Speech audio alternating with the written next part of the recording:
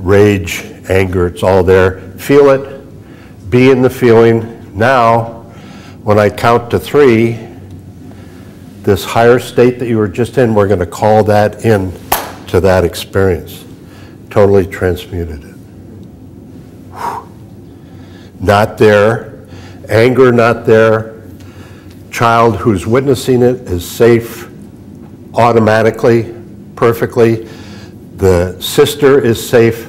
And the father, say, shrinks in size and walks away. So the whole trauma event, the whole field of it, including the anger and beliefs that might have been associated with it, like I'm not safe or you can't trust adults or any of those that you might normally come across in working with a client, were gone. Now, Connie Ray goes on to do other work that I don't do. But that, when I saw that, here's this higher state resource coming into a trauma event, I went, whoa, this is big. And mind you, I'd already been trained in regression work. So I was thinking, well, we could do this in regression. So then I started reading Jack Elias. Anybody know Jack? Good guy. He's written a great manual. He has another book out or coming. He's a longtime Buddhist. Can you spell that last name? Elias, like the prophet. And so Jack's book is called Finding True Magic. And it's really a great foundational piece for anybody going into the field. He writes in a kind of manner that, you know, it's a little bit exhausting sometimes to read his, you know, like stream of consciousness intermittently, although he's done some editing in his latest version. But his charge is to bring you into leaving your own head and coming into an understanding that's different than just intellectual. And sometimes that happens when you read his material. So he was talking about that same principle about using higher state resources. So I went, whoa. So I started going in, using that in my work. And that's really the basic principle. And so in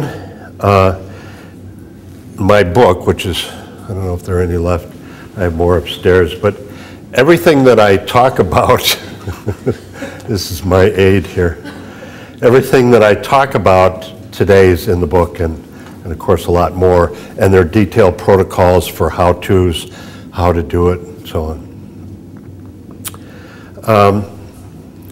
So let's take a session, kind of a model session, and I'll show you the areas that I bring in divine presence or light or the presence of a divine being or a higher state in as a resource, and show you what takes place. So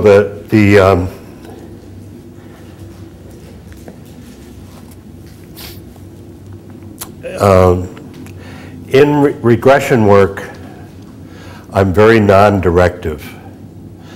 And these are all like premises that I operate on. I don't make any assumptions about what the cause of the problem is or where the client needs to go. I do involve facilitating catharsis if it's ready to happen. So I use all the tools that I stole, so to speak, from my Gestalt mentors for that, so that we can magnify the experiences in the body. And being in the feelings, you know, clients will say, well, I feel lousy, or I'm not really happy today, and, you know, that's just bunk. They're not really in it. I'm not really happy, that's what's not happening, you know, things like that. So I'll just say, well, see if you can be in the body in that life. You know, we're walking down the street in London, and notice the heart and the throat and the belly. I have to bring them back. So I use tools like that a lot. And then I'll use tools to to have them deepen into those experiences, however mundane they may seem, or even how profound they may be, because there is always more to be arrived at, more insights to be had by deepening into the feeling process in the body. Most of you know that. So then generally, as you know, if you're doing a regression back to cause, you'll be at some point in the life that's causal for this theme that you're addressing for the client. And then I eventually will have them go back to the womb, be in the womb, experience how the mom is doing, good, bad.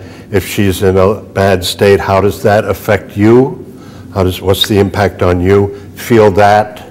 It's always different, as some of you probably know.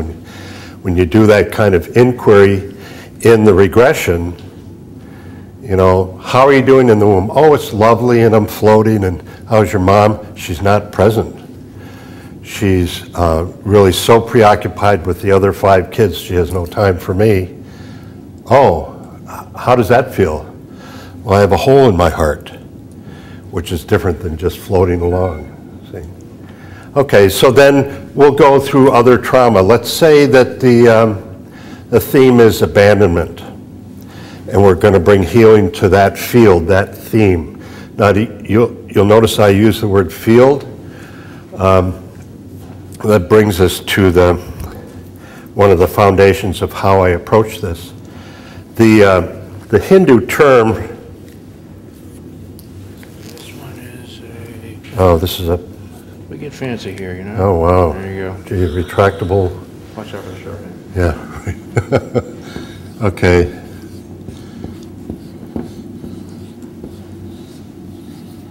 Anybody familiar with this term? Yeah. Okay.